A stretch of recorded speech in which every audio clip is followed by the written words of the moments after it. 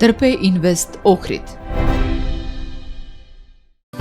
Сонце, прва специјалистичка биохемиска лабораторија во Македонија.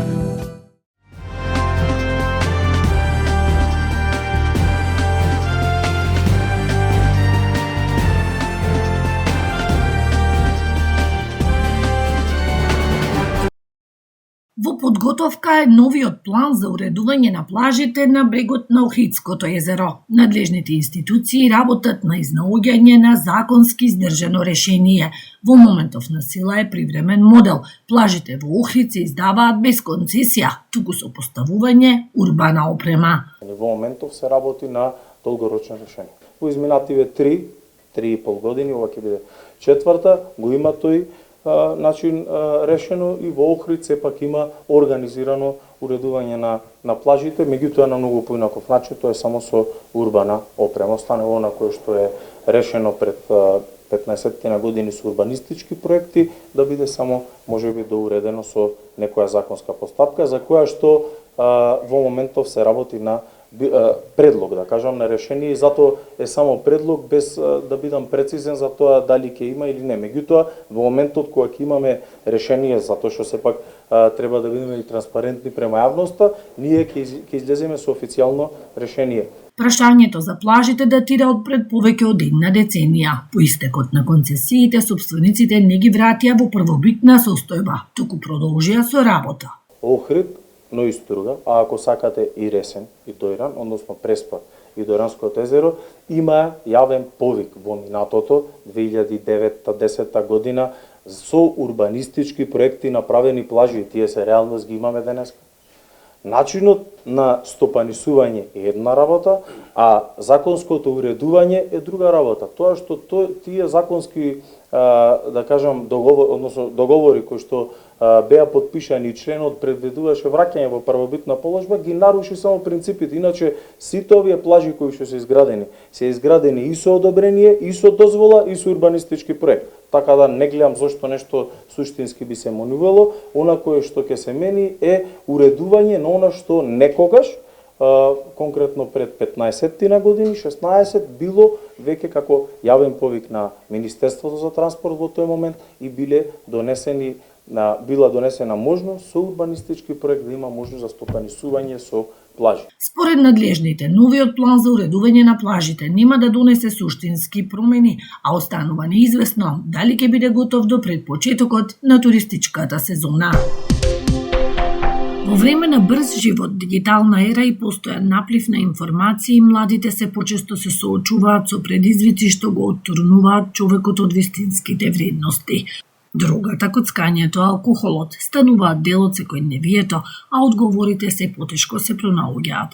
Токму затоа верата повторно се препознава како засолниште и исцелител, како пат кон внатрешен мир и духовна рамнотежа. Свештениците велат, верата е главниот исцелител. Преку трибини, разговори и секојдневни контакти со младите се обидуваат да ги доближат вистинските вредности и да дадат одговори на нивните дилеми. Црквата тука игра огромна улога. Зошто велам огромна улога? Затоа што за разлика од било која институција каде што треба да се обрати некој човек кога има проблем, може да најде и на неразбирање, може да најде и на некоја предрасуда и на осудување. Единствено во црквата тоа го нема. Бидејќи сите како грешни, така всушност и заради нашите гревови Христос пострада и не чека со отворени раце, како што нели го пречека таткото блудниот син кој се врати и се покаја и го прифати како син, не како што велеше тој како наемник. И токму по тој наратив црквата постојано со расширени раце ги прифаќа. Младите често се соочуваат со дилеми и прашања поврзани со вистинското практикување на верата. Најголемата дилема кај младиот човек што сме ја забележале, вака или јас лично што сме ја забележале, како да се практицира верата. И тоа станува збор за она што претходно го спомнавме, треба да се најде вистинското прашање за да се добие вистинскиот одговор.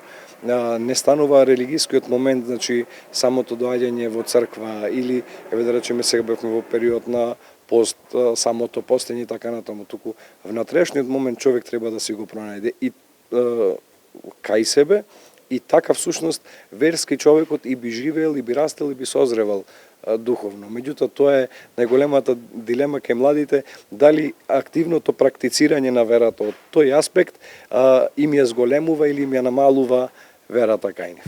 Свештенството нагласува дека и покрај предизвиците на современото општество, црквата останува отворена за сите, особено за младите, кои се повеќе бараат духовната насока.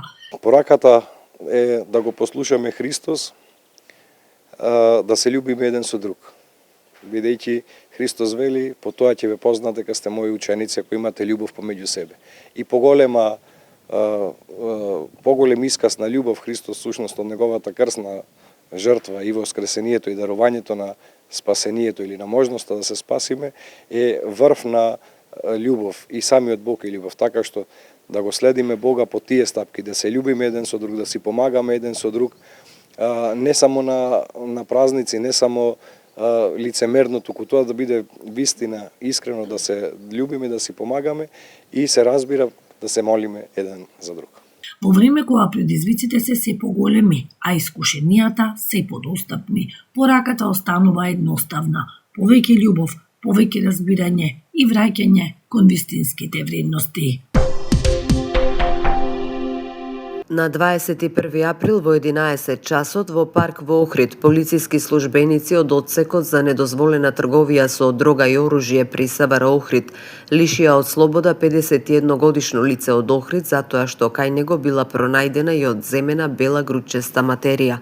Подоцна со наредба од Основен суд Охрид, полициски службеници извршиле претрес во неговиот дом и помошните простории, при што биле пронајдени и одземени автоматска пушка со рамка со 20 куршуми, пиштол Пиетро Берета калибар 7,65 мм со рамка со 3 куршуми и револвер без сериски број и ознаки. Лицето е задржано во полициска станица и по целосно документирање на случајот против него ќе следува соодветна пријава, информираат од секторот за внатрешни работи Охрид. Утре ќе се подигнува селектиран отпад од кантите за селекција на неколку улици во Охрид, информираат од јавното предпријатие Охридски комуналец. Согласно измените во календарот за 2026 година за подигнување отпад од пластика и хартија од кантите за селекција, јавното предпријатие ги потсетува своите корисници на услуги од улиците Железничка, Прилепска, Винковачка, Будва, Крали Марко и 8 март, дека утре 23 април ќе врши подигнување на отпад од пластика од жолтите садови и хартија и картон од сините садови за селекција. Се молат граѓаните да го почитуваат календарот за подигнување селектиран отпад, како и правилата за одлагање само пластика и картон и хартија во жолтата и сината канта, информираат од предпријатието. Трим и лум ви донесува метео. Денеска во Охрид имавме променливо облачно време со повремени врнежи од дожд, дуваше умерен до засилен ветар од северен правец. Максималната дневна температура се искачи до 11 степени. Во Охрид утре ќе имаме променливо облачно време со сончеви периоди, ќе дува умерен повремено засилен ветер од северен правец. Утринската температура од 3 степени, а максималната дневна до 14 степени. Во Македонија утре температурата во интервал од -2 до максимални 18 степени. Според управата за хидрометеоролошки работи следува период на стабилно и потопло време со пораст на дневната температура. Утрата ќе бидат посвежи, а утре и во петок наместа се очекува утринската температура да се спушти под нулата.